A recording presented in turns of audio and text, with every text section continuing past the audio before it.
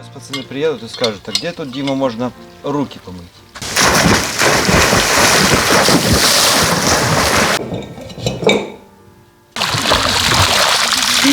Ничего себе. О, видишь, стропилина как сгнила. Всем привет, вы на канале Черничники, где семья живет в лесу. Это видео будет посвящено вот переносу вот этого сарая за 70 километров отсюда. С Черничного хутора на Тихий хутор. Мы сейчас ждем в гости 5 родных братьев. Ну, 5 родных братьев не мне, а друг другу они 5 родных братьев. Вы их уже знаете, помните, они нам ой, что только не делали. И все крыши сделали, и сайдингом обшивали дом, сарай, пристройку, гараж. О, вот это как бы не их профиль. Они как бы даже в первое время сразу сказали, не, найди кто-нибудь, кто занимается именно переносами сараев, домов там и все. А потом вот их 2 года не было, они соскучились, мы соскучились, надо встретиться. И они говорят, что приедем на недельку, перенесем. И 2 дня здесь, 2 дня там. Говорит, за 2 дня разберем, за 2 дня соберем. Но они, видимо, не понимают, куда едут. Я вот это сейчас смотрю, я даже не знаю, как это можно 2 дня разобрать, 2 дня собрать. Ну, как бы, если бы тут было все идеально, все новенькие сарайчики, я бы еще понял бы.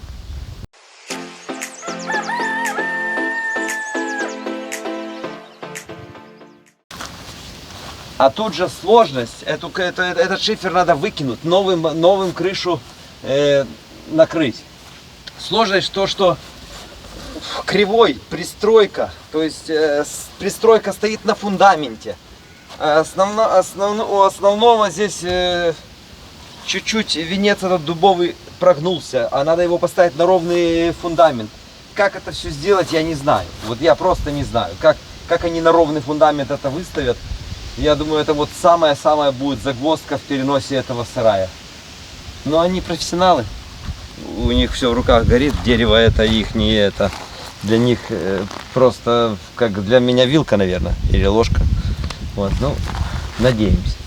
Тут же надо не просто перенести, все исправить. Посмотрите, и вот даже эта пристройка тут же до 30 сантиметров уже уехала. Я не думаю, они же так так же не перенесут вот так вот, чтобы... Ну, как ты сказал, точно так же все сделают. Все так же? Вот. Ну что, мы их сейчас ждем. И моя Валентина, что она сейчас только этих 2 дня не делает? Бегает, полы моет, эти постели заправляет все. И мне еще работу находит. Иди, говорит, убирай дом на дереве. Вот это вот все вымазано, тут от дуба нападали ветки, листья. Павлин тут нагадил, он же живет прямо у нас на дубе.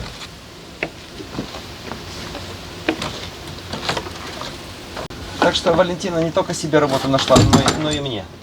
Ну да, вы знаете, гости, почаще их приглашайте. Вот мы недавно в гости ездили переночевать. И нам знаете, что говорят хозяева? Ой, говорит, мы так вас ждали, мы к вашему приезду обои переклеили. Представляете, как я себя неудобно в этот момент чувствовал? Думаю, как я заставил? Лучше бы я в гостиницу поехал, я заставил перед обои переклеить. А с другой стороны, вот сейчас ко мне едут. Я что же, если бы не гости, я бы вот здесь вообще в этом году я бы ни разу и не помыл бы. Я бы лучше полежал, отдохнул бы, нашел бы себе других 1000 работ. Поэтому, может, и хорошо, что мы ездим друг к другу в гости. Приглашайте друг другу гостей. Гости – это... Тогда у вас будет дома чисто, да? Мотивация от лени. Так что начинаем.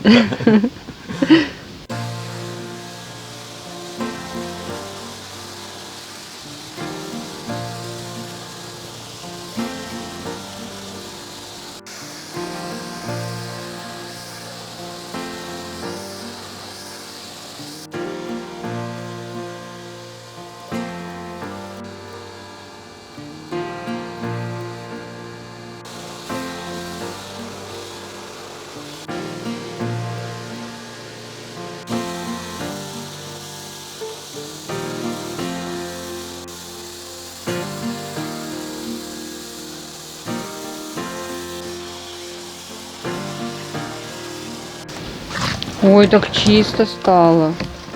Ну так бы всегда было. Слушай, даже если бы я вот это не помыл сегодня, то этот домик все равно бы еще просуществовал. На самом деле тут сделано все очень надежно. Не знаю, как через камеру это кажется, но на самом деле это пол лиственница, перила дуб, дранка осина, внутри вагонка елка. Тут сделано все очень качественно и надежно. Тут из-за того, что под дубами находится, постоянно летят эти листья, Ну да, ветки. здесь влажно, сыро, зато вот сейчас, когда на улице жара, здесь очень приятно находиться. Так прохладненько, хорошо. И на самом деле этот домик, еще если ничего не случится, этот дуб никакой не упадет, то этот дом еще нас переживет. Вот. Ну что, пойдет? Молодец, спасибо.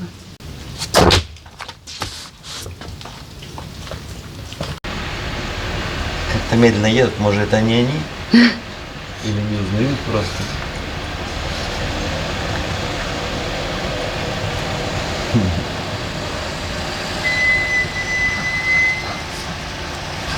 Сейчас машину выгоним, вас и заедем. Приветствую.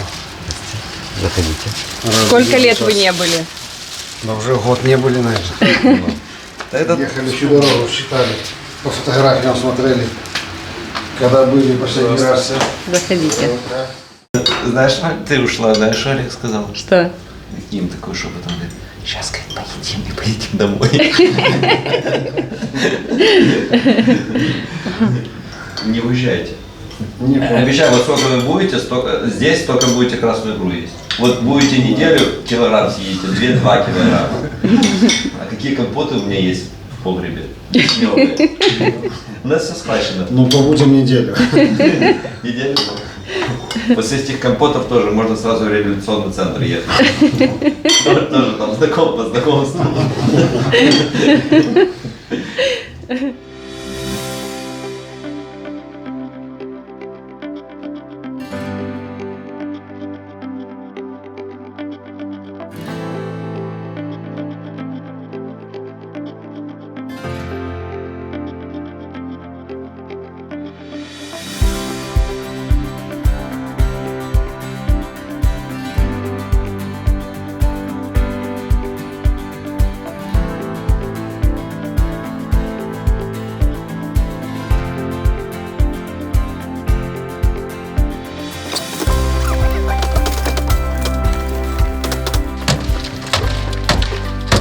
Сейчас как ребята приехали.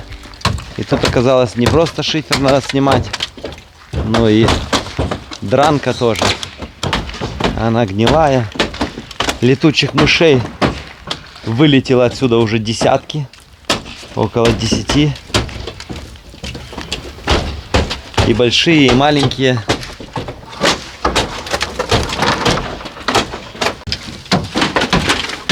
Эти мыши частенько, когда подходил к сараю, между дранкой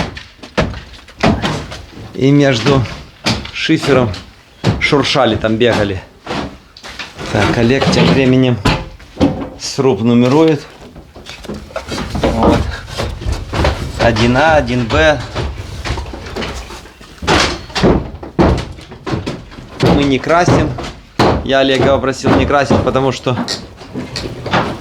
потом это не отдерешь, а нам надо сохранить аутичность. Поэтому такой металл просто потом шурупик выкрутил и все.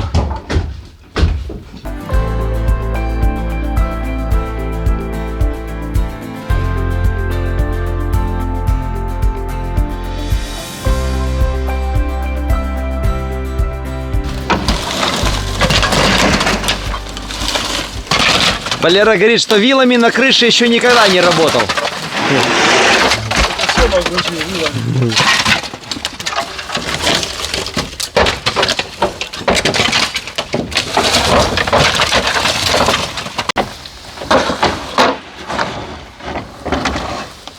Достал я эти все 3 окошка. Кстати, без окон сарай красивее смотрится, правда? Снял этот хлам. Мне вообще реально не нравится. Надо красивые такие под старину сделать. Вот сколько карасей. Вот именно карасей. 1 000 000.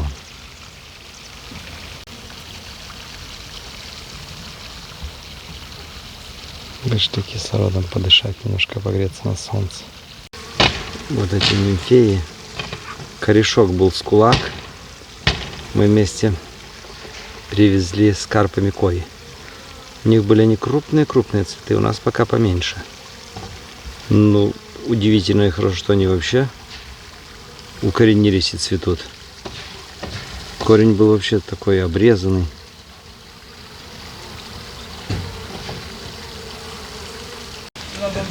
Снялся шифер, снялись окна. И посмотрите, какой все-таки этот сарай. Раньше с дранкой был красавчик. Просто шикарный был у него вид, конечно. Прям вернулись в прошлое, да? Раньше он был в дранке. И походу вот там вот прогнило. С краю прогнило, и поэтому его накрыли шифером.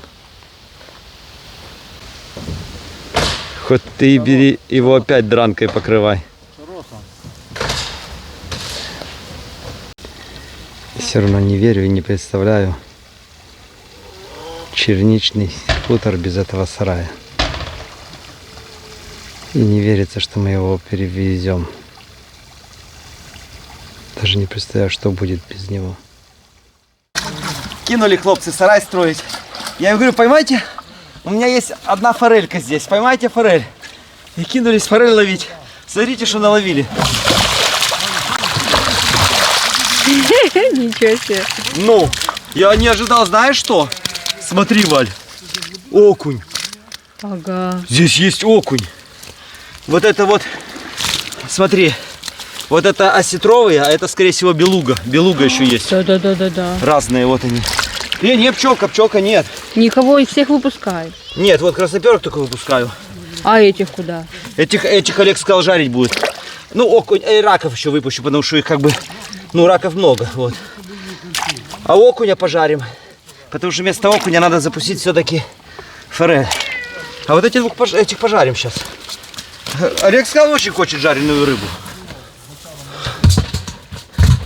Если бы я знал, что этот окунь здесь один, я бы его оставил. А если там еще таких 2 штуки есть, то они опять поразмножаются. Но мы как-то ж больше ловили по размерам. Там, значит, еще есть такие. А вот это, походу, белуга такая. О, интересная, да? Угу. Вот сколько раков. Мы потом раколовки поставим и уже наловим сразу много и приготовим их. А вот, ну, красноперки пускай еще поживут. Красноперки, они хищниками становятся только когда уже вот такие большие килограммовые, там полкилограммовые, тогда красноперка тоже становится хищником. Пока что она так. Ну что, вот, давай сюда выливай. Сколько поймали с хлопцами? Ведро раков мы выпустили. О, Ну вот, это получилось 7 карасей и окунь. Окуня будем жарить? Да, выпусти, можем, пускай. Карасей нам хватит, да? Да. Короче, этого окуня, скорее всего, если бы у него была пара, тут бы мы мелочи бы наловили, потому что к этому моменту, к августу, уже окунята вот такие были бы. А он здесь один. Походу у него нет пары, а если он один, то пускай хищник растет. Выкидывай, пускай растет.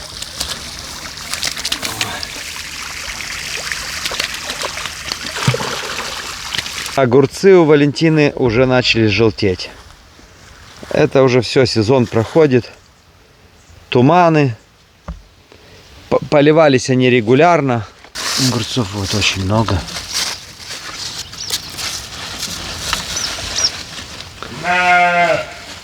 Но, Валентина, ты сейчас показываешь полностью весь процесс закатки. Да. Я не думал, что я вот в прошлом ролике сказал, что у Валентины самые вкусные огурцы на свете. То нас закидали просто комментариями, где рецепт, где рецепт. Потом я скинул рецепт, и уже пишут, покажите, расскажите, что за столовые ложки, что за граммы. Короче, ты сейчас все должна досконально показать, чтобы ни у кого вообще вопросов не было. Да, сейчас покажу. Что у нас, оказывается, столько любителей закаток огурцов. Я ж думал, там все такие, как я, любят только рыбалку. Я их люблю закатывать, потому что они никогда не взлетают в банку. Всегда стоят, и они очень вкусные. А что, бывают еще у некоторых банки взлетают? Конечно.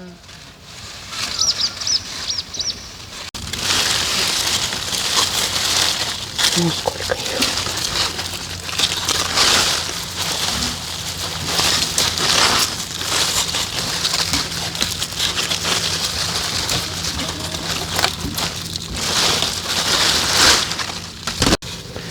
Вот ты, Валентина, жалуешься, что это огурцы пожелтели, да? Так зачем нам их больше?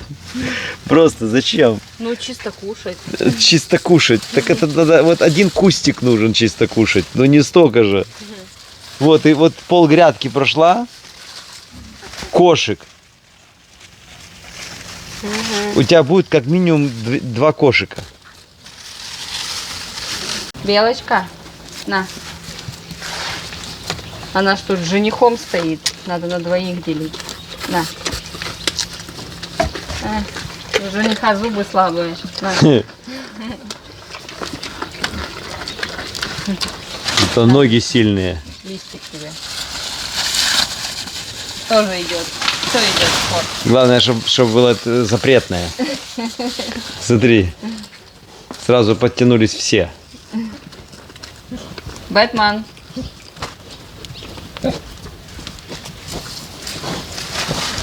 Подожди, у меня тут еще кабачок. Кабачок большой. Смогу я им побить его? Да, они так погрызут. Ловите. Не побился. Да, они так погрызут.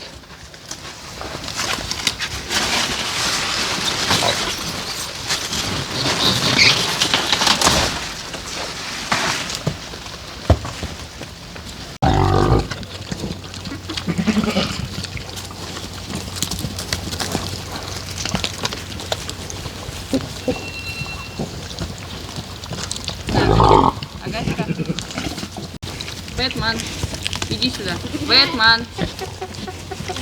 Агаська, на. Агаська. Агаська. А где белка белая? Белка, зараза. Валя, я калитку закрыл за собой. Ну, думаю, на замок закрывать не буду. Я ж на секунду зашел. Сразу вышла.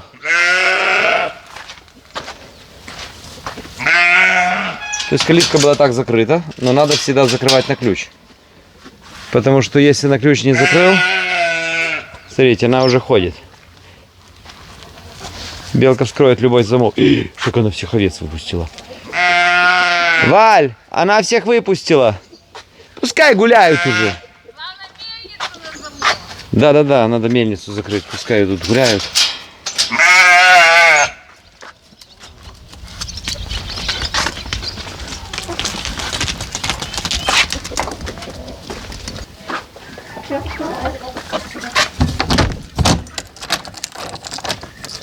Главное, чтобы зернохранилище не вскрыло.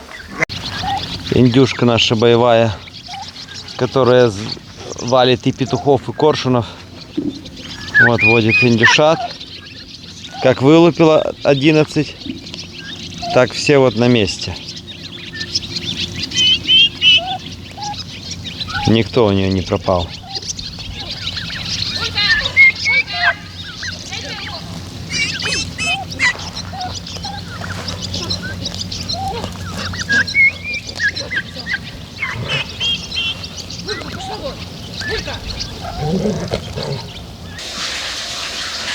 Рецепт вот Валя подготовила уже горчицу, листья смородины, хрена, укропа.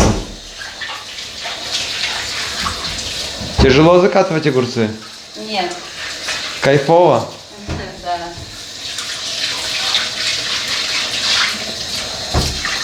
Ну вот. Огурцов получилось 2,5 корзины. Но большие. Я такие большие не люблю закатывать. Я люблю вот такие маленькие закатывать. Но какие получились. Большие банки ложить, значит. Просто пока были на рыбалке, они немножко подросли у нас, за большими стали. Они такие же будут на вкус, только когда на стол выкладываешь, все вот такие маленькие любят кушать. Слышишь, а если вот, например, бывает, ну у нас то нету таких, но иногда вот куст попадется, который не поливал, получается горький огурец. А после вот этого рецепта он становится, или вот так и будет горьким? Нет, не будет. Не будет? То есть можно горькие огурцы даже Любые. по твоему рецепту сделать, они будут все равно сладенькие, вкусные, да? Да, да.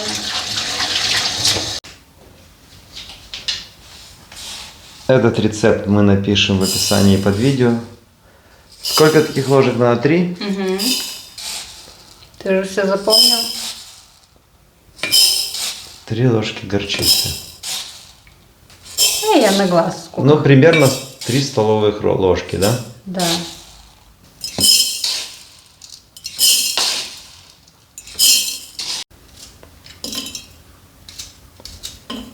А я думал, чеснок надо целыми кидать. И так. Если больших зубчика, то 2. Если маленьких, то можно больше кинуть. У меня такой мелковатый.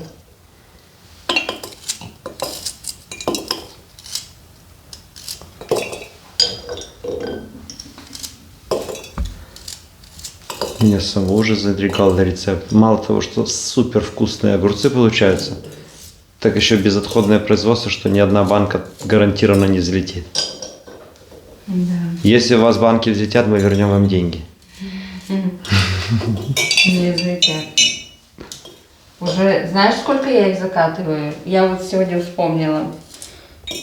16 лет.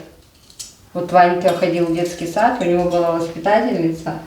И вот она мне сказала, что закатывай, и банки будут все стоять, никогда не взлетят. То есть это воспитательница Ванина дала тебе этот рецепт? Да, в детском саду.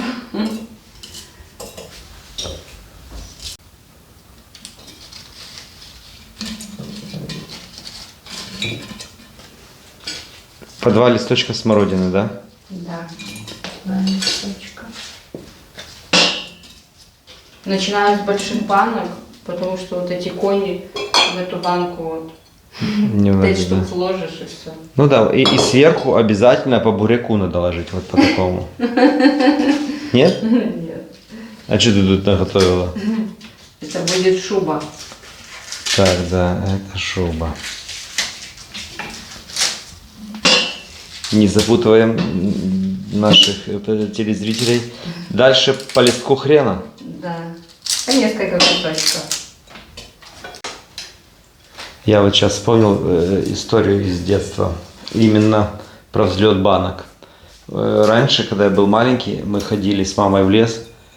Ну, все, то есть сестры, все, и собирали дикую малину. И там в лесу росла малина желтого цвета. Прикинь, лесная, вот была и красная, и желтая. Там крапива. И вот я вот насобирал, говорю, мама, я хочу отдельно, чтобы ты мне закатала пару банок именно желтой малины. И вот она закатала вот по одному рецепту красную и желтую, и вся желтая малина повзлетала, прикинь. То есть открылась, вот непонятно почему. То ли Поэтому я новое что-то боюсь закатывать. Закатаешь, и неизвестно, будет стоять, не будет. Они могут не залить, могут помутнеть, банка помутнеет, и все, они будут невкусные. А это не мутнеет? Нет. Никогда. Вот и в каждую банку по зонтику засунула. А если кто-то вот живет на 9 этаже, просто пошел на рынке, купил огурцов, решил закатать, где он возьмет вот этот вот хрен, смородину, укроп? Я не знаю. Тоже, может, можно это купить? Слушай, если он настоящие огурцы покупает, то он и маринованные купит, да? Да. Он их закатывать не будет. Так что ты там кинул вообще? Черное. Перец? Ага. Пару горошков? Да, несколько. На глаз. На глаз. Все, можно накладывать. Накладываем большие. Стараемся наложить так, накласть, не знаю, чтобы не было вообще места вообще же.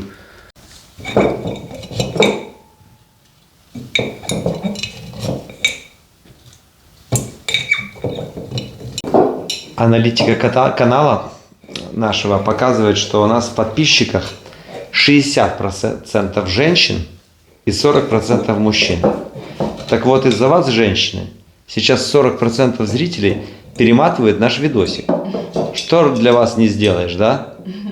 Да. А я вот думаю, как женщина накладывает, вот как влазит в банку, если ладошка большая. Вот как их положить в банку засунуть? У женщин не бывает таких ладошек. Да. Да. А мне кажется, могут быть побольше ладошки. Ну, у меня легко вот заходит, выходит, да.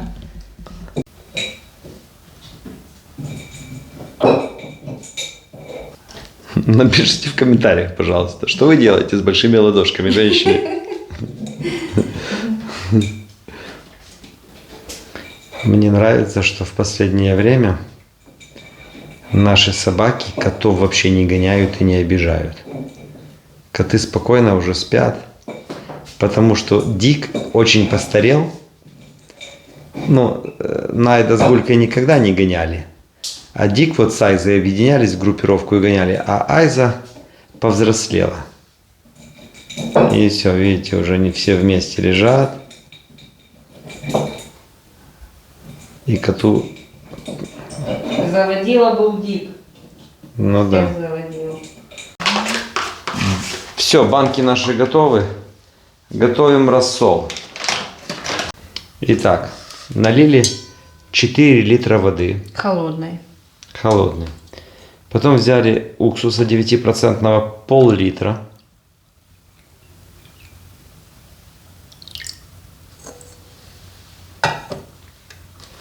Слышишь, а я ж потом этот рассол весь выпиваю. Это я что, получается, уксус пью? Да. Потом 6 ложек соли. У нас сейчас соль такая крупная, которую мы на рыбалку покупаем, чтобы рыбу солить. Ну, наверное, можно любой соли, да? Любой. И сахара 24 ложки Тоже столовых. вот такие полные. 24 столовых ложки. Куда мы катимся? Что у нас за контент такой, Валентина?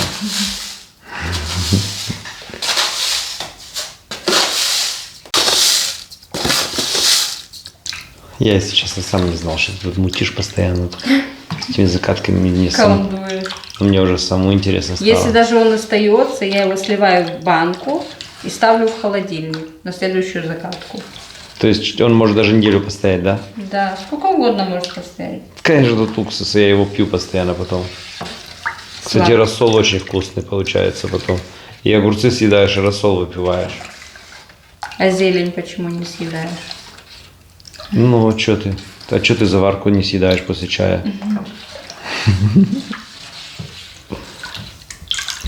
Все, теперь что это? Кипятить? Я сейчас буду заливать. Заливать? Да, в банке. А кипятить когда будем? Потом будем кипятить. Ты уже спешишь. А когда уже можно кушать, да? Я откуда там знаю? Этого огурца еще не закатала. Большой остался для белки. Короче, в этот раз большие огурцы, поэтому закатываем в 3-литровые банки. Если помните, прошлые закатки у нас были литровые и 2-литровые.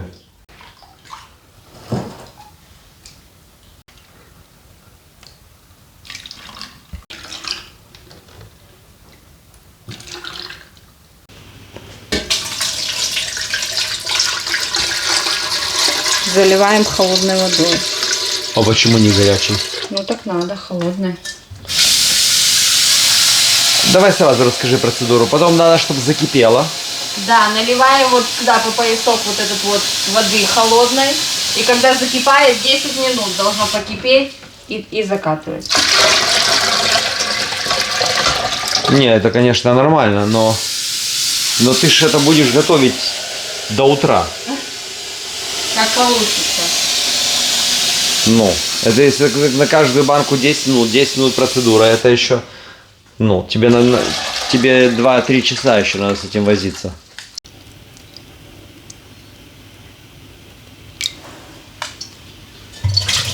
Все, 10 минут на кипение.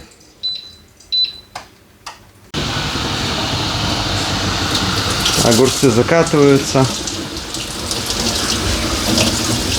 А в карасях, в этих крупных, надо делать надрезы, чтобы он хорошо прожарился и кости выжарились. Чем больше надрезан, тем лучше.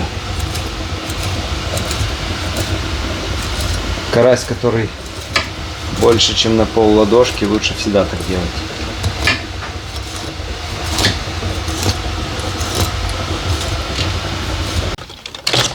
Наверное, чтоб не дранка, то уже сарай был бы разобран, да? Да, много работы. Это дранка, этих нижних венцов нету. Шифер сняли за полчаса. Ну, А здесь, шифер полчаса, а дранка полдня. да.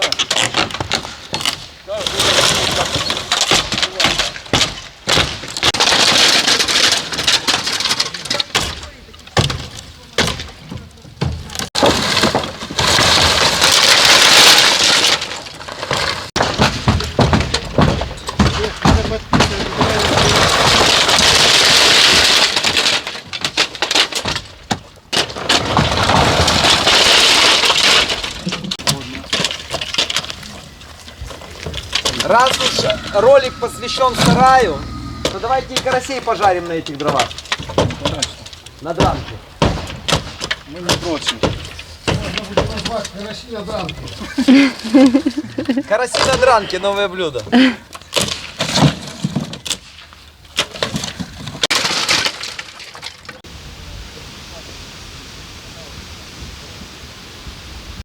Ой, друзья, не знаю, как вы, но я, если бы вот такой вот хлам разобрал, я назад бы никогда в жизни не собрал. Как это можно назад собрать?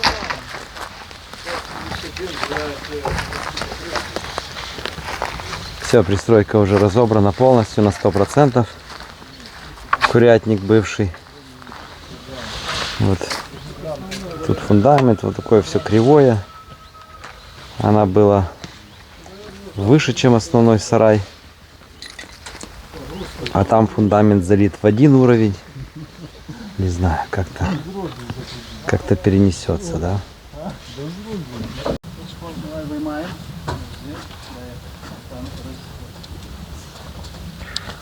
Сложность заключается не только в дранке, не только в фундаменте, но и то, что надо стропильную систему тоже сохранить. То есть, если бы ее не надо было сохранять, она просто попилилась бы за 10 минут. А эту всю крышу мы сохраняем, кроме обрешетки. Обрешетка вот она. Что видишь? Разламывается.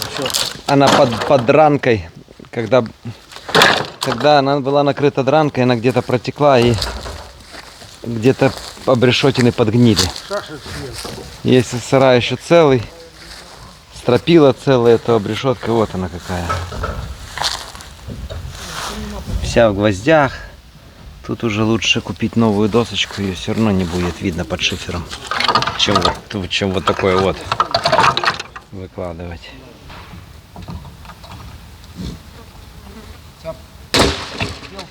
Чем ты будешь ее выводить? Вы видите, белка вообще на своем хуторе ничего не боится.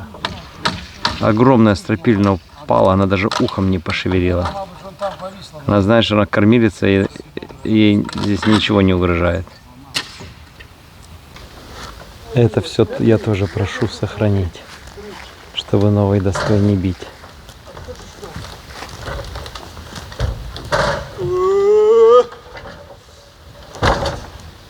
Ну, что положить-то положили, а як ми його? Давай. Не, стой.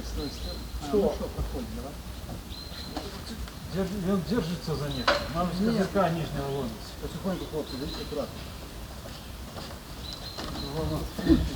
Хлопцы, чтобы эта балка, хотя не рухнула, это же Да, поломка. ну это балка, это Ну, пробили, Олег, иди. лиственница. Проходит туда. О, хороший. Поджигаем костер уже только вечером, потому что целый день работали, кушать не хотелось, в жару. Хочется уже вечерком перекусить, да лечь спать, помыться.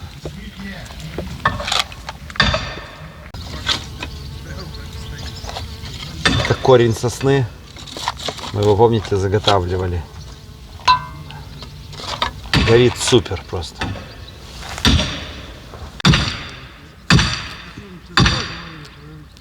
Где ты родишь? Где ты тебя родишь?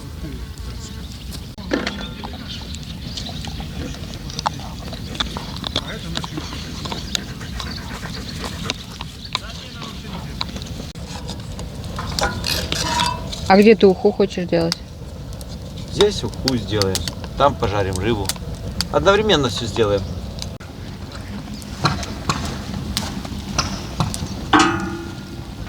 Чтоб готовить на тандыре, есть даже такие подставки специальные.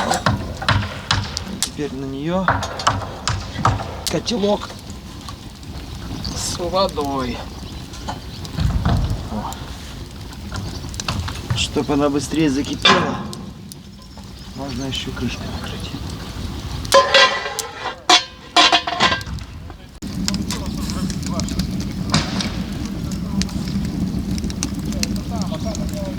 Огурцы Валентина закатала. Сейчас Видишь, какие пиццы получились? хорошие. Еще не получились, ты еще запеки их. Получатся. Сейчас горелики получится у тебя.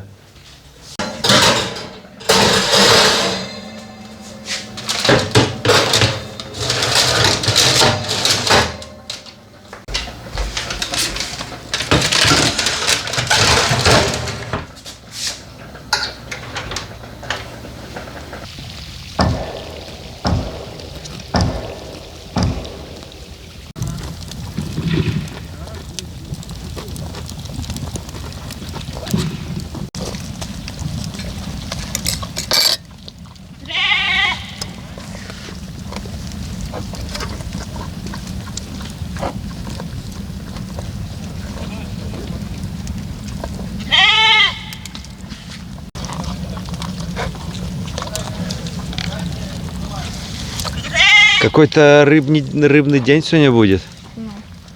Вы заметили, друзья? Получается, караси с нашего пруда на Черничном хуторе. Потом в уху пойдет красная рыбка с Камчатки. И пойдут головы щуки, судака, сома с Припяти, с реки. То есть рыба с 3 водоемов разных. Будет вкусно. И подожгли мы отходами. Да, а приготовлено все на дранке из сарая.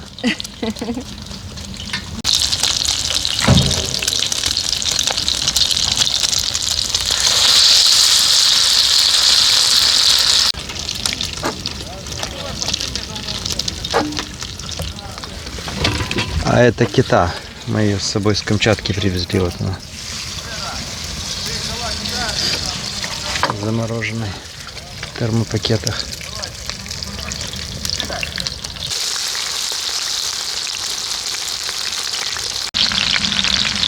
Вода для ухи уже закипела.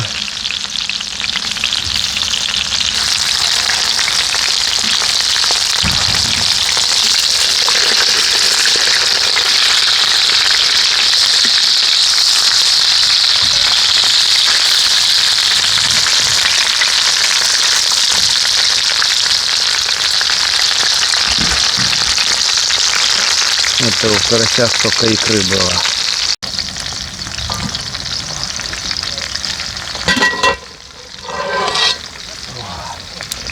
Сейчас чуть-чуть потемнеет. Мы успеем до темноты? Надо. Что тут полчаса и готова уха. Засыпай. Картошка, морковка, Лук, чеснок. лук, чеснок. И тебе. На Камчатке без морковки все это делаю.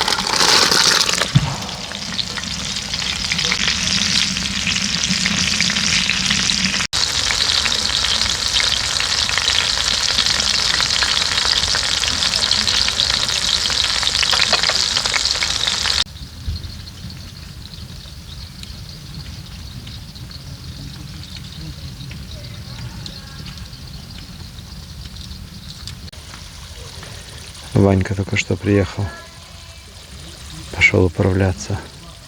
Помощник. Щука. Судак. Из нескольких видов рыб. И сом.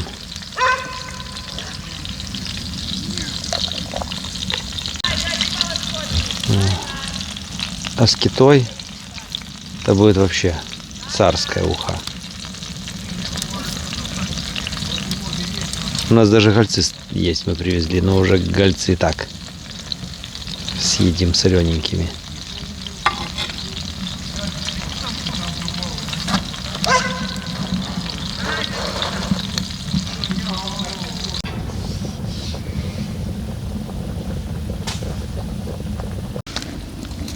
Последняя процедура. Не знаю, как другие хозяйки, но Валентина любит кидать масло. Чтобы ухо было жирное-прижирное. И мне это уже тоже самому нравится.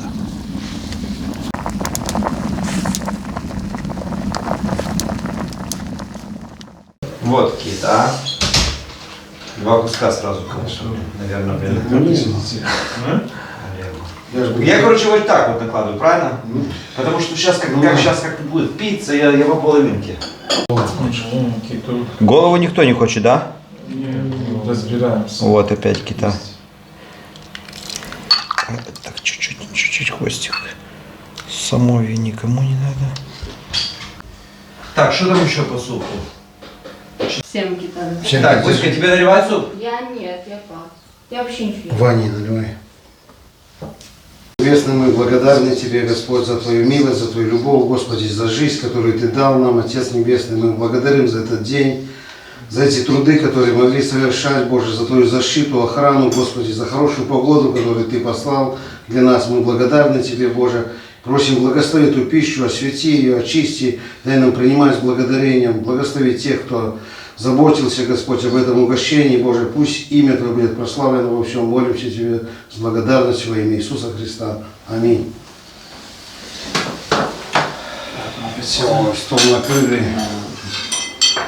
Как все попробовать? Это все Как Валя. все попробовать? Я говорю, давай хуй, а Валя говорит, а давай то, а я давай то, а караси говорит, давай, а ты говоришь, а давайте еще и караси. Я первый говорю. Ну, первый. Потому что а караси будут самые вкусные, потому что это добыча. Да. Олег, ты еще не жалеешь, что ты связался с Димой? Не, час назад жалел, а сейчас уже не жалею. Когда разбирали сарай, то жалел. Сейчас все хорошо. Они первый раз в жизни таким занимаются. Олег, говорю, ну что, говорю, уже кому-то бы крышу сделал бы. Говорит, крышу, может, и не сделал бы, но 300 квадратов по решетке, говорит, точно добил бы. Таким старым не связывайся. Говорит, я еще дурнее работы не видел.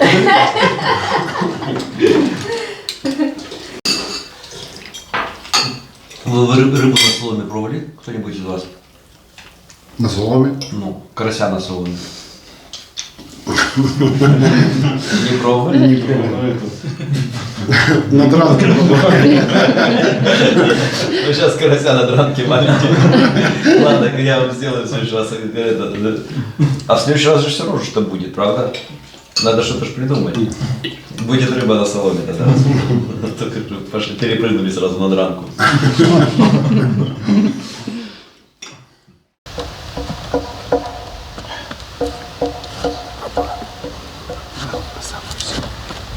Вот это 12 метров. Она очень тяжелая, вдвоем ее вообще никогда нереально поднять. Олег, ты берешь? Да, взял. Ну что, понесли. Все так нелегко было. Счастливо. Вот видите, 3 молодых несут и один постарше, потому что он мощный. Постарше ему всегда попадает больше. Карандаша сзади. Диаметр можно замерить. Посмотри, там хвост. Не показывай, что оно ровненько. То есть ты придерживал, получается? Нес. Честно. Вот видишь, Вот держатся все вот на таких вот. сидит на тут на нагеле деревянном. Тебель. Это нагель деревянный называется, да? Тебель. Уже очень маленький. Идите аккуратно. Валик, приподними ци. Я удару. Тут давай. А что тут?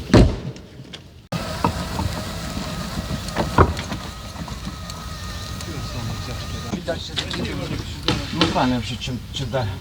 Может сюда даже, влево.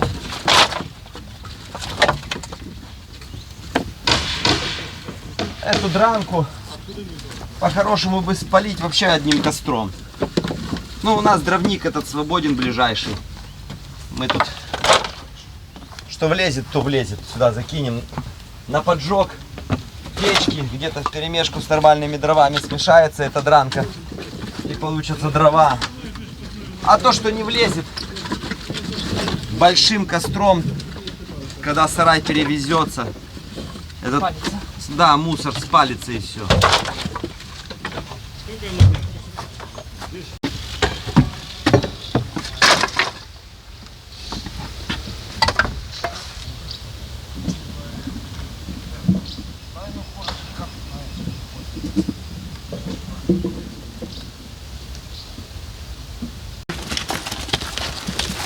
Идите, кушайте.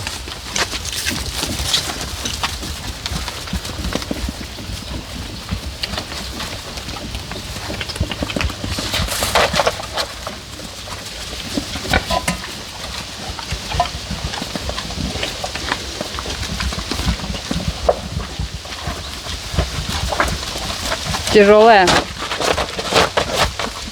Очень. Видишь? О.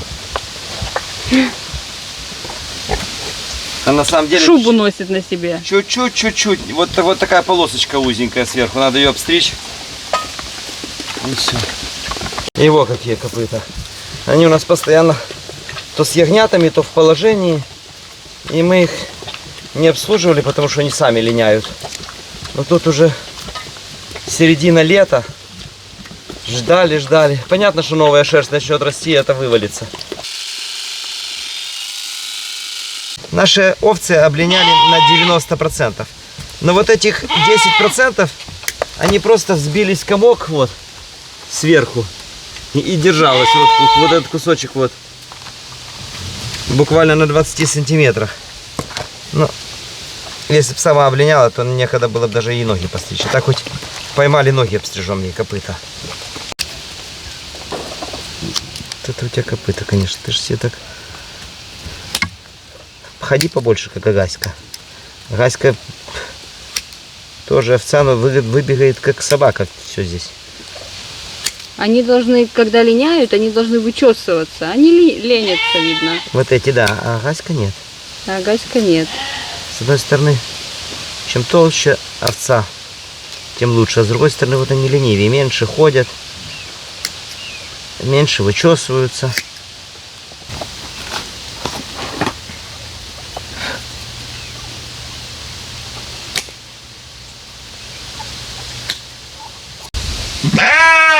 И Агаську сейчас поймаем. Не Гриша, то сам вылинял полностью на 100%. Он вычесался, он даже нам поломал там все, как Забор, чесался, да? помнишь? Он вычесывался, ходил, а они нет.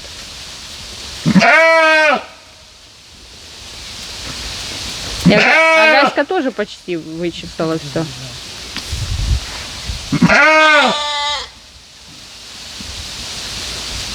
Бери отсюда.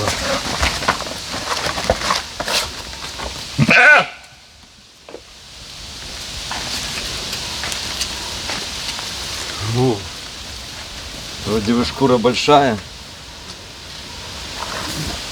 Одержалась вот здесь только на спинке, а здесь... Ох, как сняло.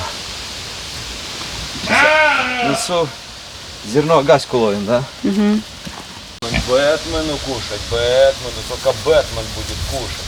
Бэтмен полюбит поесть вкусную еду. Так.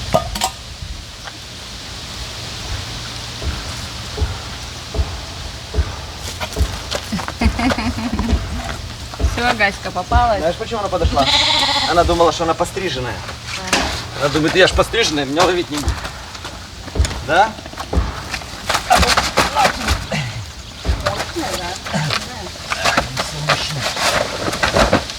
Вались, говорю.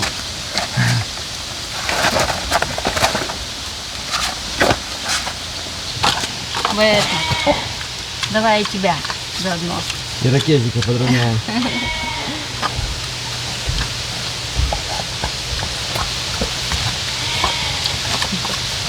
Что, нельзя и ничего делать, возмущаешься, да? Все? Начинаем. У нее тоже вот так.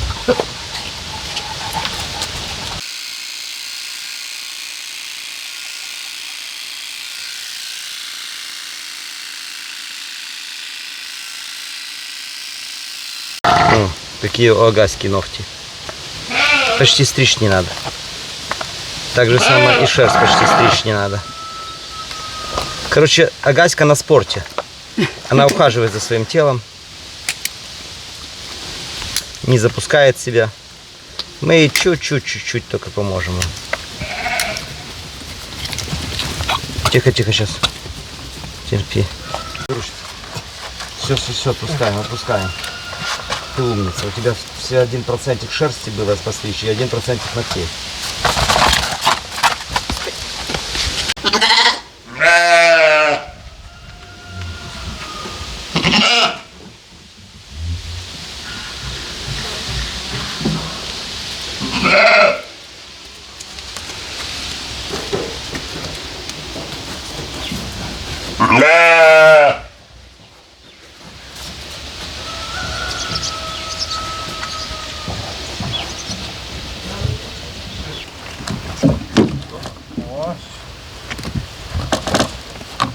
На камеру нет нигде. Иди туда, описание. Стави, что тяжелый.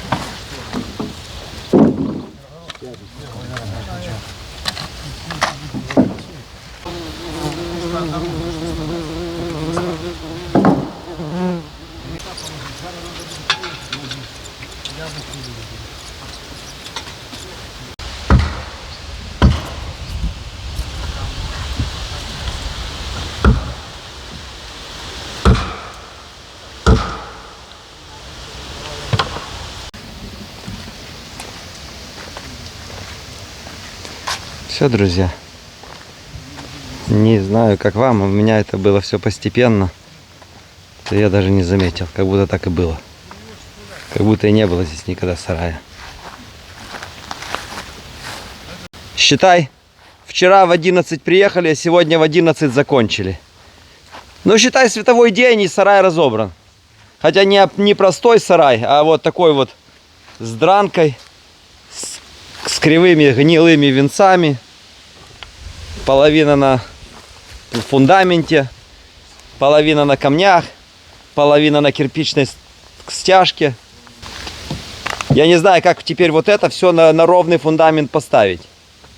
Короче, замерили диагонали полсантиметра.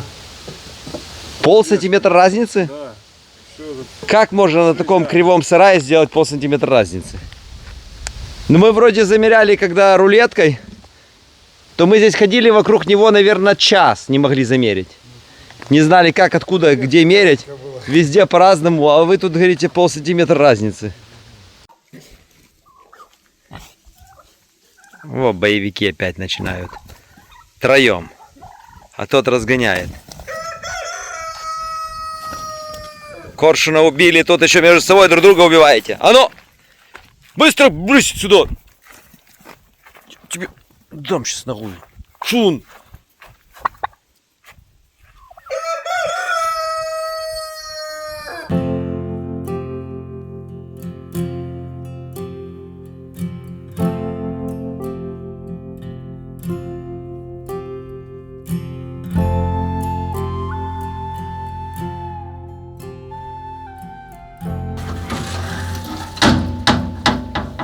Сейчас с минуты на секунду приедет манипулятор, привезет весь сруб. А мы заехали по дороге, взяли тоже гвоздей, рубероида, привезли досок и поймали пару раков. Тут же только 2 рака на Тихом хуторе живет. Давайте на Тихий хутор еще выпустим 3.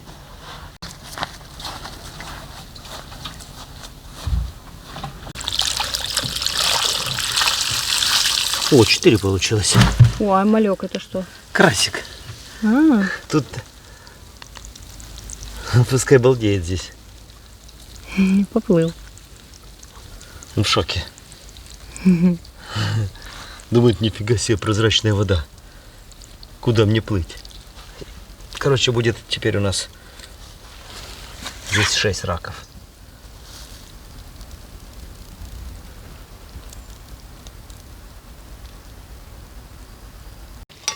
Сейчас пацаны приедут и скажут, а где тут, Дима, можно руки помыть? Или скажут, Где тут можно? Вот, да? Вот уровень. Вот так вешаю, да? Пойдет или выше? Я не знаю, как тебе удобно. Ну мне так удобно. И наливать будет удобно, невысоко. И руки вот как раз вот. Для меня высоко. Слышишь, ну тут же ж не для карликов делают. Ну тут лилипутам вообще не место на этом хуторе. Нормально будет, тебе кажется, что... Ну тогда будешь ты воду наливать. Не будет тебе высоко, как тебе кажется. Березка, потерпи. Тебе кажется, что сейчас тебя сверлят, а на самом деле тебе круглосуточный полив капельный будет. Все будут поливать постоянно здесь. Ты видел, какой здесь чумазый? Сейчас умоешься. Кто чумазый? Я в меру работал. Как с печки вылез. Даже, да?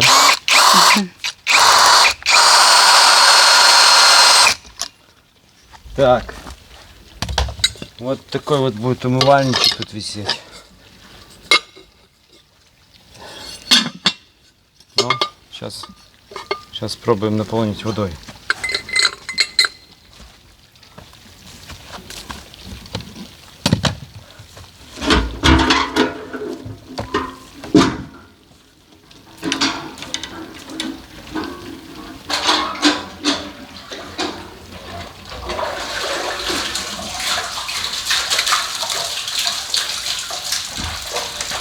Оп.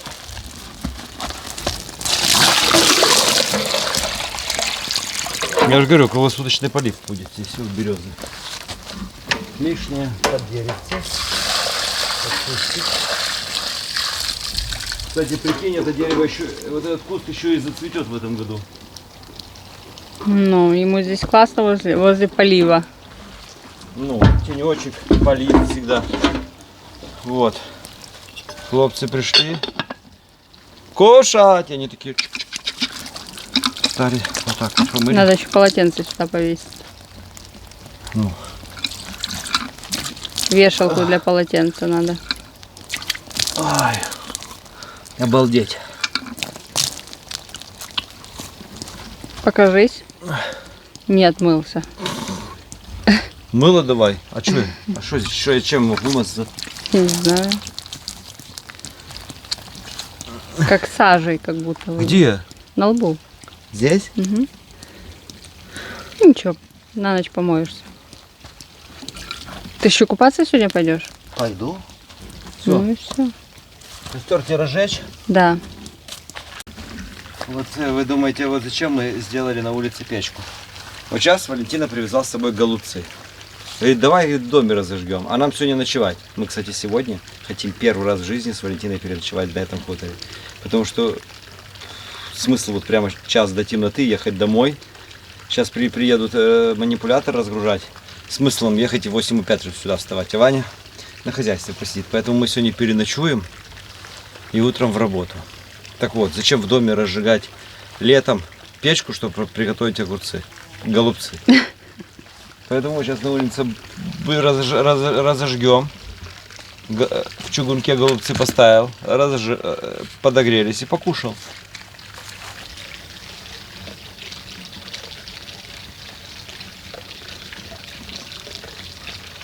Кстати, почитал комментарии, зрители сказали, что эта задвижка должна быть закрыта только когда еда готовится. Поэтому ее надо вот так вот прикрывать, и пускай вот так вот жгет костер. О, все. Включилась аэрация пруда. Тут стоит автотаймер. Несколько часов в день отдыхает, несколько часов работает. И так круглосуточно. Вот мы заметили, что с часу до 4 всегда он выключен. А сейчас вечером опять включился. Вода циркулирует, поэтому выживет любая рыба. Раки тем более.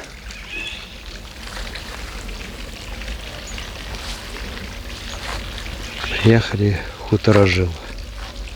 Слева вода течет, справа огонь горит. Самые прекрасные звуки на свете.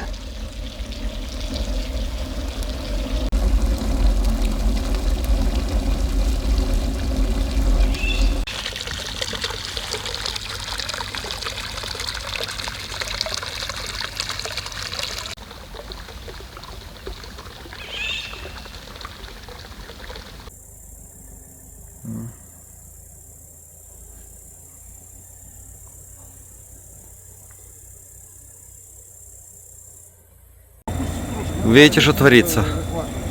Сколько техники, сколько людей задействовано. Если бы сарай мог думать, он бы с ума сошел, что происходит. Вот тут он будет стоять. Сейчас надо вокруг его выгрузить хорошо, правильно. —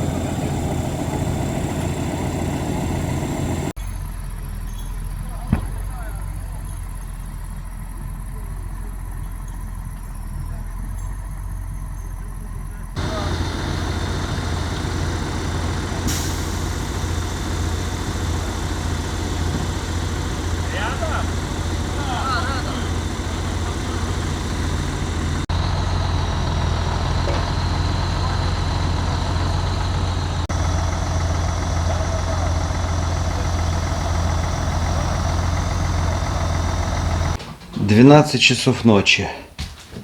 Мы с Валентиной вот здесь вот и заснем, потому что нет смысла сейчас уже ехать домой. Вот так вот липучки развесили уже. А ребята уже будут впятером здесь спать. Тут вот раз кровать, два кровать, 3. И вот здесь надувную сделали. Тут 2. Уже как-то переночуем.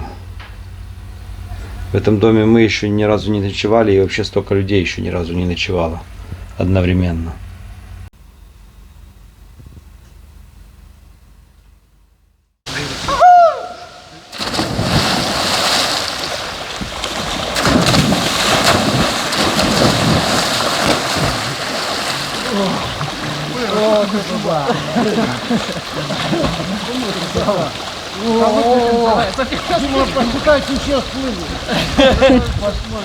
Там у Валеры там по груди.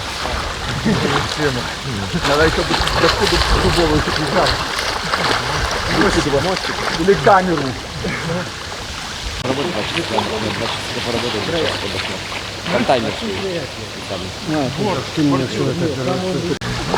А теперь ловим раков. Их тут 6.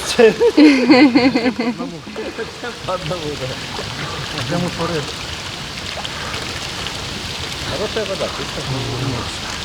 Во. Да глаза открываешь, все видно. Тут ночевка не очень, но зато днем прикольно. Надо было вчера вечером пойти окунуться и спал бы. Нормально.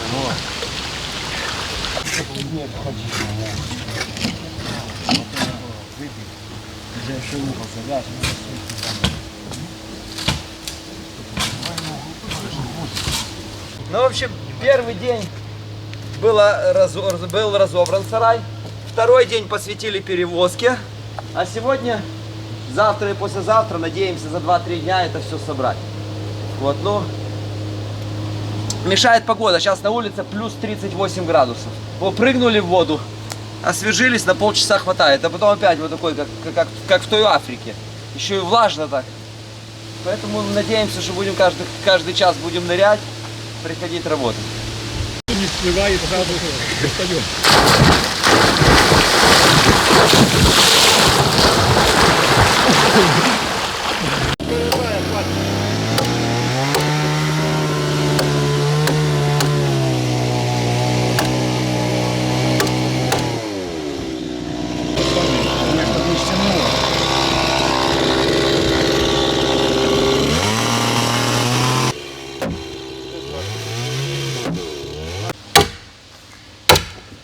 Раньше перекладывали все мхом, но сейчас мох запрещено добывать в лесах самому там. Поэтому ложим на джут. Он тоже натуральный, тоже не поролон какой-то. Натуральный материал.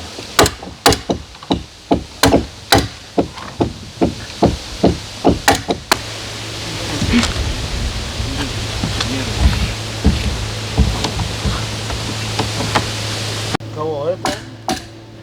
Это на пальцах подтягивание. Нормально, оно не трещит. Единственное, что будет новое в нашем сарае, это обрешетка. потому что старую обрешетку невозможно было с дранкой снять. А это на обрешетку необрезная доска. Но ее надо всю обкоровать. А это тоже время.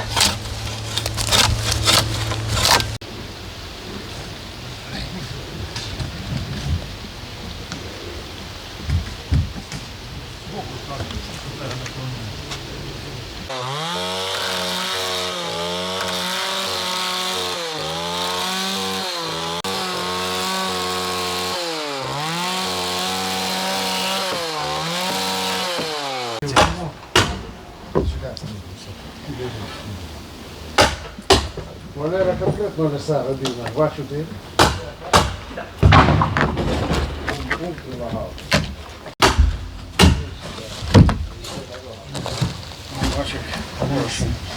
Ушла. Это по пальцам.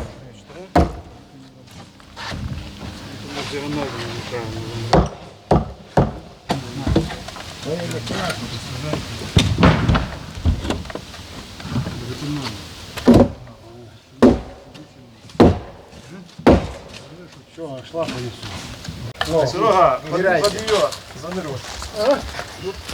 Ходи, Сергей, туда. Давай, Ну вы сильные.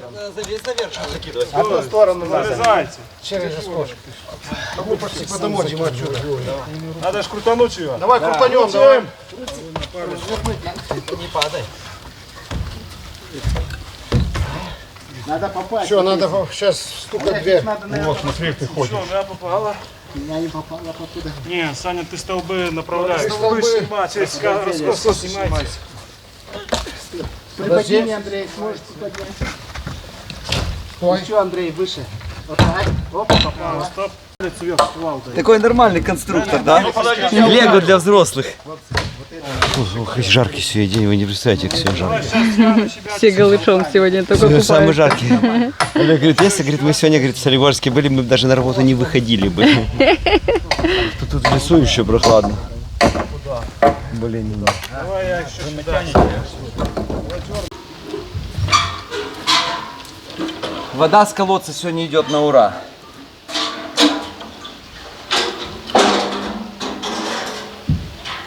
И она хоть не кристально чистая, но очень вкусная.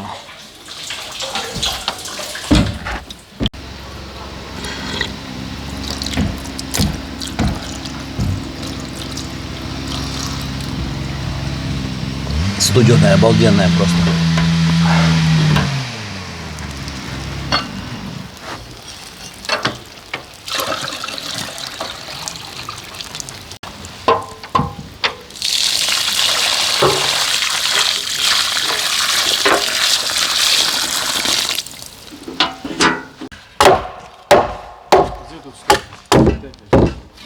Здесь села. Туда надо чуть-чуть вот это. Нормально. Да, пошла.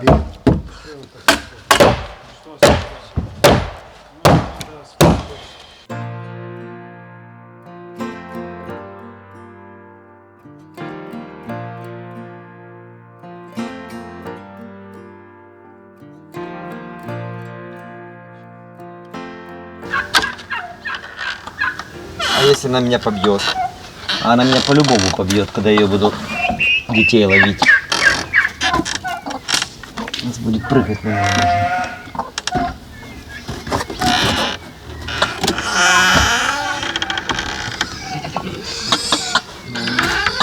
Закрывайте.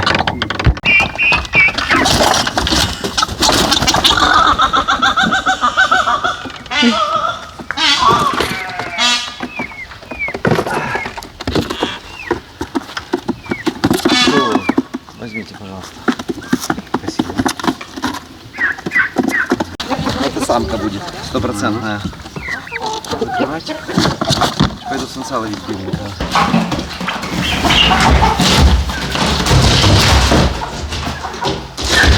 Ну вот, та серая самочка минской крови, а этот самец тут местный, белый. Приезжали к нам люди, которым мы белку все время к козлу возим. Они держат козла. И второй год подряд нас продайте павлиньи яйца, продайте павлиньи яйца. Я в прошлом году продинамил. В этом году опять, видите, павлиниха одна снесла 2 яичка, вторая 2 яичка. Я говорю, ладно, берите уже 2 павлинятами и все. И у них как раз, они где-то как раз купили павлинят тоже яйцами, и у них 2 павлиненка точно такого же возраста, как наши 2 павлиненка. И вот у них уже будет 4 павлиненка разной крови, и уже будут там размножаться. А нам что сейчас их продай, что через 2 месяца, 2-3 месяца мы их все равно будем продавать, потому что у нас павлинов самец и павлинки 3 самки. Нам вот достаточно 4 павлинов. Вот. И заодно уже мы как рассказали историю, как наша павлиниха коршуна убивала. Индюшка. Индюшка, да. Просто у них, говорит, тоже у них маленькие себрайты, маленькие куры маленького размера. И тоже прилетает коршун, ястреб их хватает, уносит. Мы говорим, наша индюшка валит коршунов, они наоборот. Они говорят, продайте нам такую индюшку. И мы заодно серую индюшку продали и белого индюка. Это разные 2 крови. Так что вот так вот.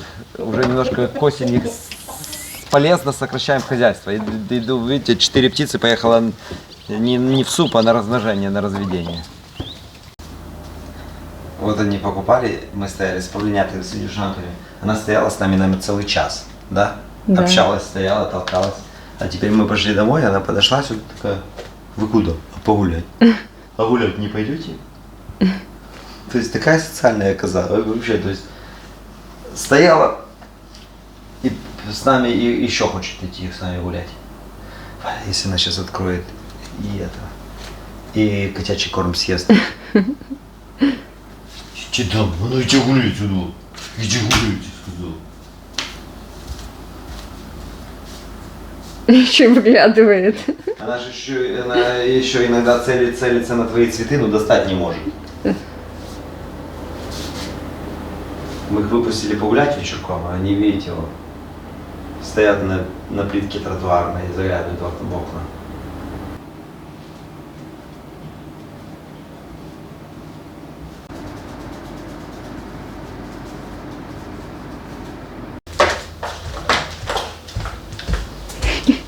Так, я разрешал. Так. Тебе дам сейчас. Ты получишь еще.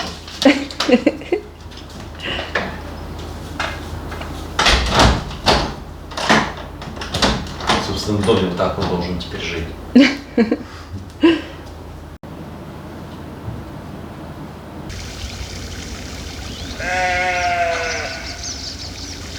Когда-то лет 7 назад, когда мы только-только здесь купили хутор, я остановился на этом берегу, смотрел вдаль и отсюда не хотелось уезжать. Было очень красиво. Сейчас все по-другому. Сарая нет, но зато вместо него стал виден дом на дереве. Осталась огромная куча ненужных материалов от сарая. Это дранка, это обрешетка, фундамент. Этим уборкой уже этой будем заниматься в следующих видео. Напишите в комментариях, как здесь быстрее справиться, что с этим делать, с этой дранкой. Если мы решетку будем пилить, то целую неделю будем пилить. Наверное, проще спалить. Палить тоже опасно, потому что пока что жарко. Надо, чтобы дожди начались. Сено, солома тоже, если начнет гореть, тут близко гараж.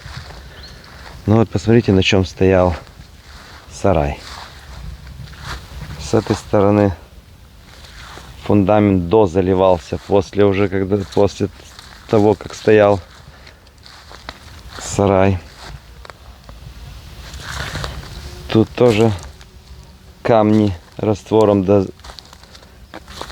потом дозалиты с кирпичами. Тут вообще в этом месте стены не было. Выгрызли свиньи или коровы, или сгнило, поэтому кирпичная кладка ложилась и дозаливался фундамент. Вот.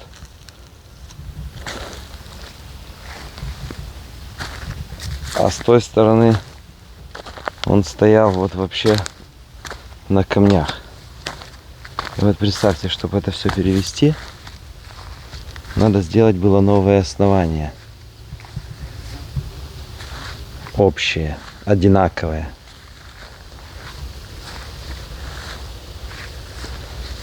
Фу, работы нам еще будет, да, друзья? Очень много, чтобы здесь появился газон.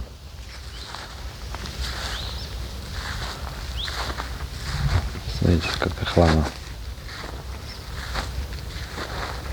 Ненужных запчастей от Лего осталось.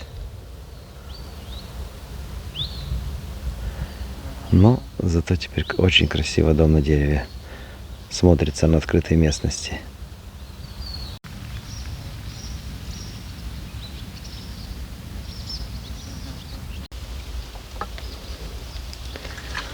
И теперь виды с домика на дерево. Тоже красивые. Они на заднюю стенку сарая. Сарай здесь еще не смотрелся не только потому, что он был старый, но он стоял к другим постройкам ромбом. Его построили почему-то не параллельно дому. Поэтому он уже сюда вообще никак не вписывался. Этот конек зеленый даже не брали туда. Все надо гармонично будет обычной жестью покрыть.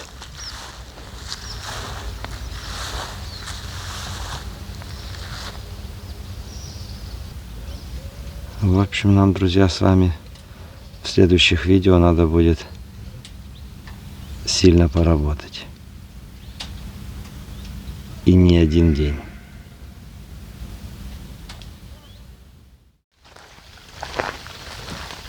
Все, друзья, мы счастливы как никогда. По многим причинам. Смотрите, во-первых, как он сюда вписывается, этот сарай. А во-вторых, самый сложный период уже пройден. Потому что самое сложное, это было его с камней поставить на фундамент. А уже то, что пацаны сделают крышу, это вообще сомнений нет вообще. То есть, вот смотрите, с той стороны, где были камни, здесь немножко подрезалось. С этой стороны, где было очень провисше, то вот добавилось брусок такой, балочка такая. С обратной стороны, где, помните, была кирпичная стенка, добавился тоже новый брус. Но он так, вот эти 4 ряда, ну его так специально подрезали. Он немножко такой бэушный. И тоже смотрится, как будто так и было. Лучше, чем кирпичная стена. Где у нас был курятник на кривом бетонном фундаменте, то тут добавили новые венцы. Тут. И уже все пошло ровненько.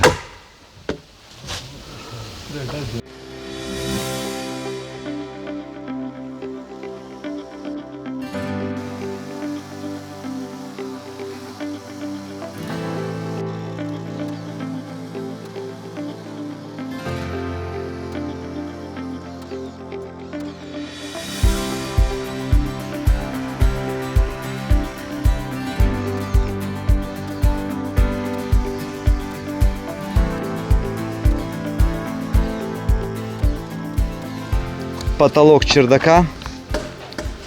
Сделали его с необрезной доски. Раньше потолок был сделан у нас вот с таких вот круглячков. И поэтому в сарае было постоянно пыльно, грязно летело. А сейчас вот необрезная доска, тут даже тут пылинка не проскочит. Причем забивается эта доска необычными гвоздями. И вот такие гвозди с помощью пневмопистолета с зазубринами вбиваются сюда. И даже с помощью гвоздодера потом тяжело их достать. Но эти новые доски, новые технологии, их видно даже не будет. Там, где видно, вот с этой стороны, например, положены старые бэушные доски. Они тоже крепкие, но просто почернели со временем. Вот. Здесь эти бэушные, видите, их не видно. А там уже внутри сарая новые.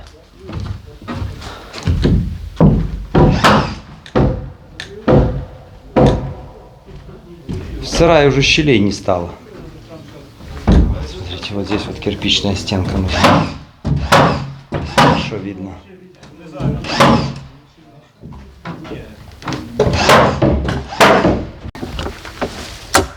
Пошли, Саня, за... Везде вот такая автоматика, даже степлер вот обычный. Щелк-щелк. Олег, Да. обычно, когда старый шкаф перевозишь с одной квартиры на другую, то он хуже становится. А сарай, смотри, перевезли, то он лучше стал. На хорошее основание поставили. Ой, да не скромничай, просто хорошие люди поставили. Ну не без этого. Если вы поставили таким, как он был, на хорошее основание, то он бы не развалился бы сразу. Раз, два, три.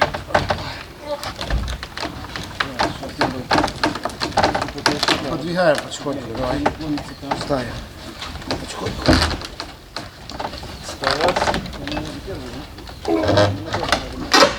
Что вы, все? Ага.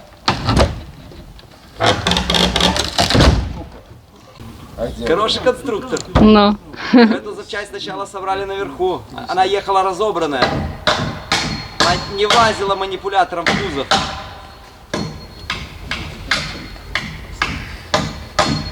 Аккуратно.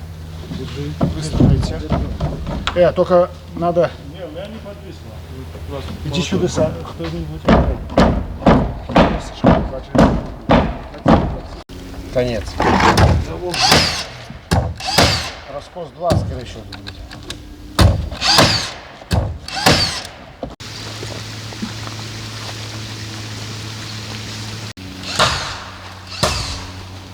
Все, сруб сложен. Пришло время крыши.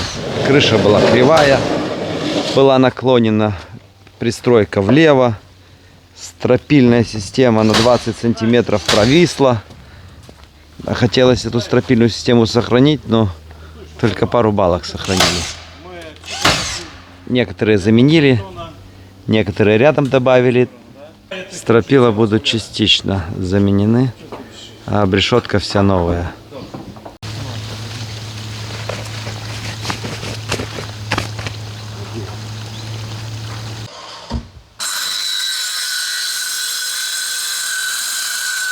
На Черничном хуторе у нас сарай тоже был шифером покрыт, но был шифер маленький такой, наверное, 70-х, 80-х годов. Тоненький, уже он кривой, дрявый, его покоробило. А здесь будет уже шифер такой вот, который уже до сих пор выпускается, 2000-х годов. Он потолще, понадежней, размером побольше, целенький, хоть и бэушный.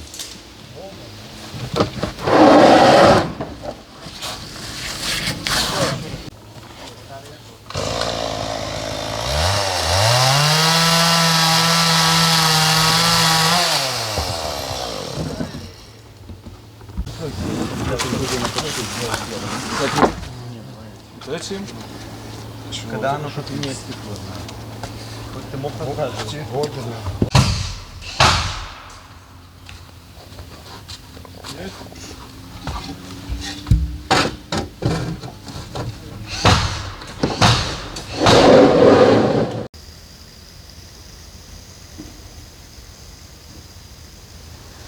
Да, за тобой.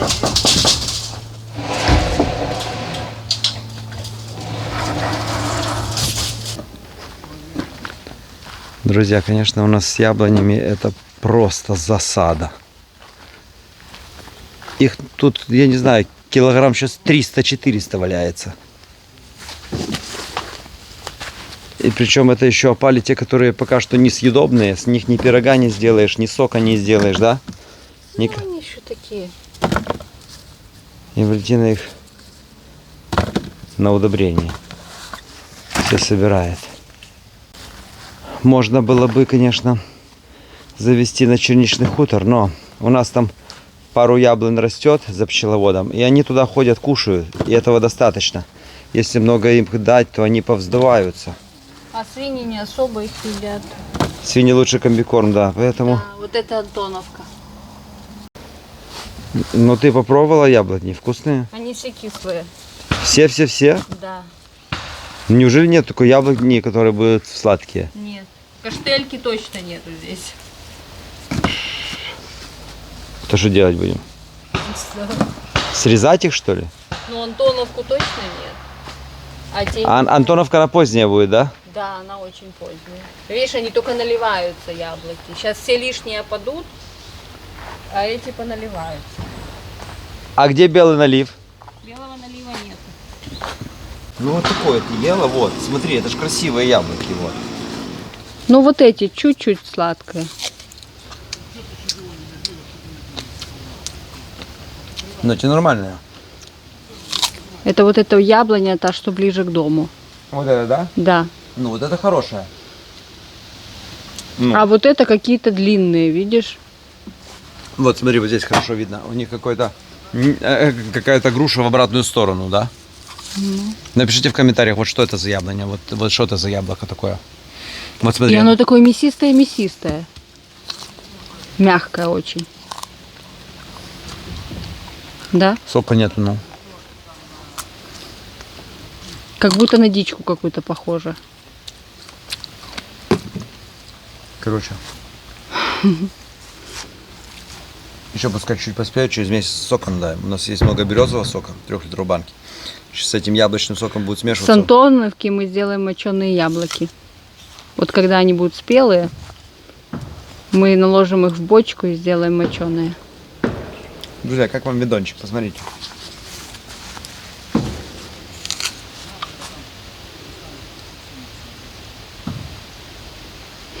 Как у нас так получилось, как не в деревнях. У нас между огородом, сараем, печкой и домом по центру участка, прям по центру участка пруд.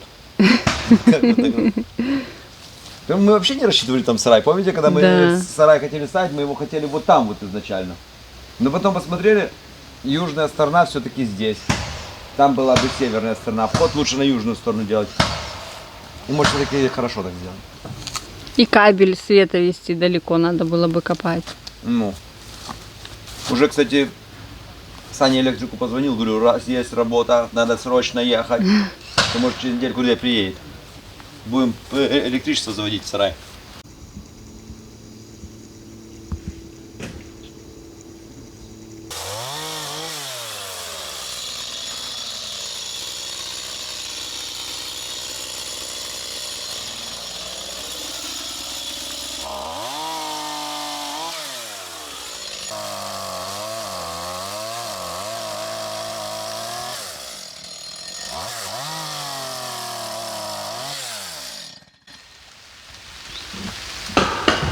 К сожалению, пришлось убрать. В этом году столько яблок, что они вот просто даже уже начали печку портить, вымазывать ее. Поломались все ветки у нас на яблонях. Но.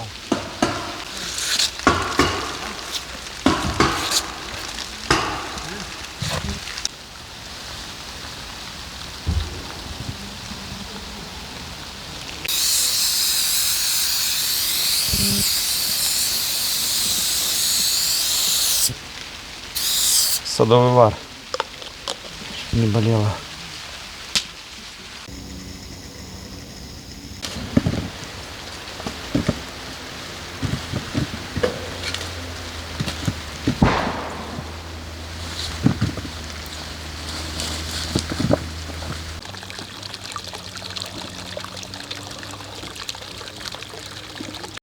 Ну вот.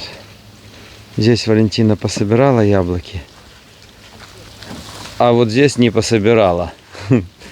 И это все надо собрать, потому что оно гниет. Просто гниют, осы висят. Ну да.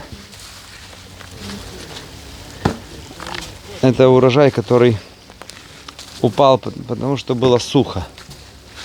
Я думаю, уже следующие, которые будут падать, уже можно будет их заготавливать. Это падают лишние, Ну. не спелые. Что значит тесть их подлечил, да? Они были заросшие кустами, сливой. Они были все покрыты этими всякими лишайниками, мхом. И вот как только мы это все убрали, они сразу пошли в рост. Чересчур пошли просто. Ну вот только что упало с дерева. Хорошая. Таких можно уже и пироги печь. Как минимум 3 дерева точно хороших. А эти, может, еще позднее будут. Так, ребята стараются шифер ложить так, чтобы белого не было видно на шифере. Будто он здесь уже лежал всю жизнь, на этой крыше. Вот эти вот все светлые полосы прикрываются.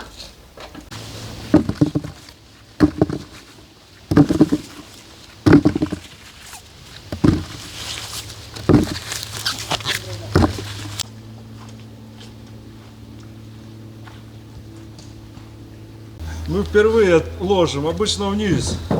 Впервые наверх поднимаем. Обычно только снимаете, да? Обычно скидаем. Ну, все надо делать первый раз. Сарай вы тоже первый раз в жизни переносили. И дранку так снимали тоже вилами. У вас эта поездка вся такая, как в первый раз все.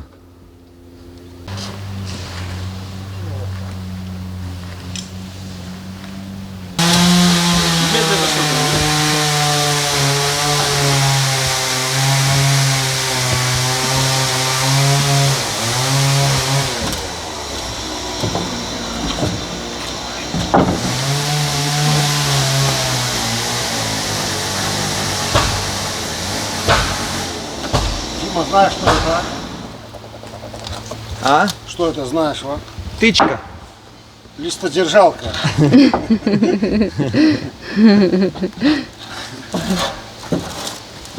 Бери свой головодержатель, пошли арбуз кушать.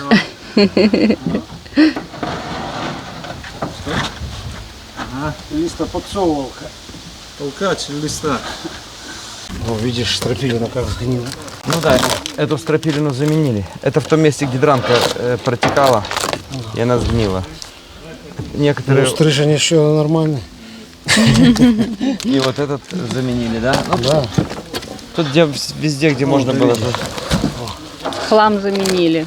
Еще года два из сарая. Пчеловоду завези на пчелы, порохни. Еще года два и развалился бы сарай.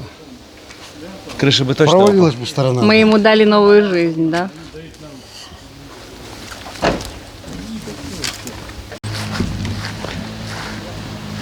Ну все, под яблонями Валентина убрала и покосила. Печку затопили сегодня. Опять мы ее каждый день топим. И готовим в ней кушать. И она как микроволновка. Постоянно подогреваем еду в ней. А тут сейчас уже ждем под яблонями новый урожай. Уже следующий повезем сок закатывать.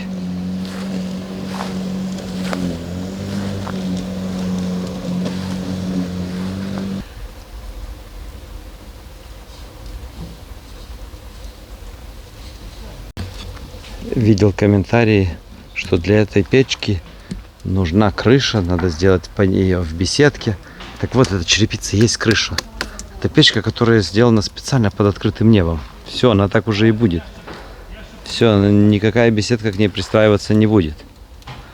Если беседка будет пристраиваться, то рядом построим ее. Сегодня все уже закончит и уедут домой.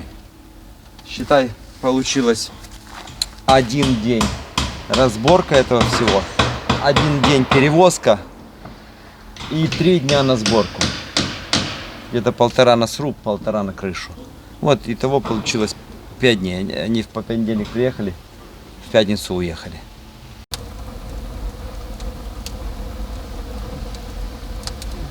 Меня поднять. Олег, вы, короче, одни из единственных людей сейчас, которые переночевали и на Черничном хуторе, и на Тихом. Как, где лучше вообще тебе понравилась атмосфера, где лучше спать?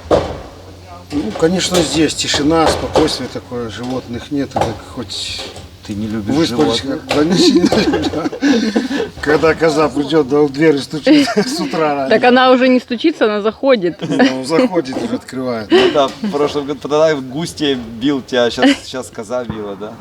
Не, неплохо все так сделано, конечно, началась очень хорошо. Только что в жаркую погоду еще кондиционера нету, так жарковато. Там кондиционер, а здесь пруд зато спасает. Если бы жена видела, как я сюда добирался на этот хутор, то она меня не пустила сюда.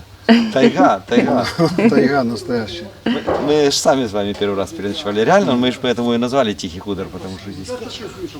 Не, хорошо, очень купаться здесь хорошо. Жена нас спасла. Ну, сегодня, кстати, вот последний день, слава богу, хорошая погода. Да, сегодня здорово. Последний день. Если те были дни под плюс 38, сегодня плюс 20.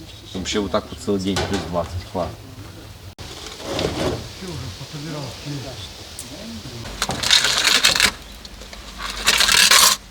Еда уже готова, они не идут. Они что, не кушать приехали? Кушать же надо, чтобы силы были. Еда только забирает силы, дает расслабление и отдых. Да, друзья, многие из вас посмотрели просто 1,5-часовой ролик. А для нас это был просто проект года. Над этим роликом сейчас трудилось очень много людей 5 дней. А для нас это проект просто годовой, просто масштабный, потому что это не просто 5 дней переносилось. Это мы весь год над этим трудились. Заливали фундамент. Помните? Потом, чтобы этот сарай перенести, надо было весь сеновал разобрать. Все сено скинуть, перевести. Потом дровник. Надо было с дровника все дрова убрать. Помните? Дрова вывезли. Потом этот дровник надо было попилить на дрова. Попилили, да? Потом курятники. И все это вот готовили целый год к этому всему, да? Да, да. Единственное, к чему не подготовились, это окна. К сожалению, окна пластиковые мы сейчас в этом видео уже не ставим. Я мог бы их тогда ваш рупа перекрутить, но они здесь уже не смотрятся, правда? Да, да. Я как снял, увидел этот сарай без окон и без шифера, без этих современных материалов с дранкой, меня аж ёкнуло. Сейчас, кажется, вот сзади него выйдут эти немцы. Яйки, млеко, бабы. Вот так вот. Да, как будто в фильме оказался.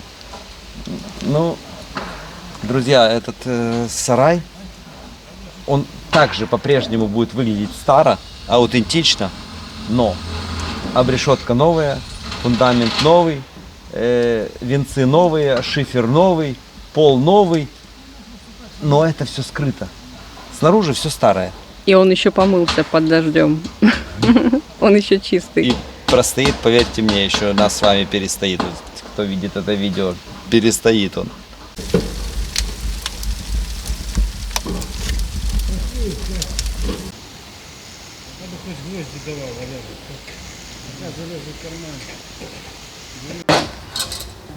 Олег, а хоть хватает шифера? Все, лист в лист, все пошло. Ну вот как такое может быть? Сломанных листов кусочки повырезали наверх, как раз четко вышло. А ты знаешь, как я покупал? Просто в одном явлении. За 100 рублей стопка. Звоним, сколько есть? Мы не знаем, забирайте 100 рублей, с поломанными забирайте. И во втором месте тоже за 80 рублей стопку.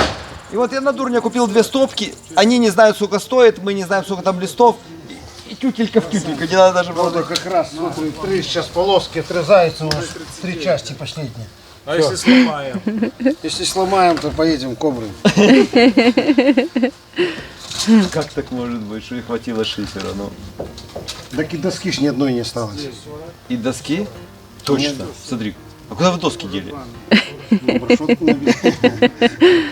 Это знаете, сколько мы еще леса купили к этому сараю? 4,5 куба. Да? Доски, бруска. Ну, потолок, что ли. Потолок, да.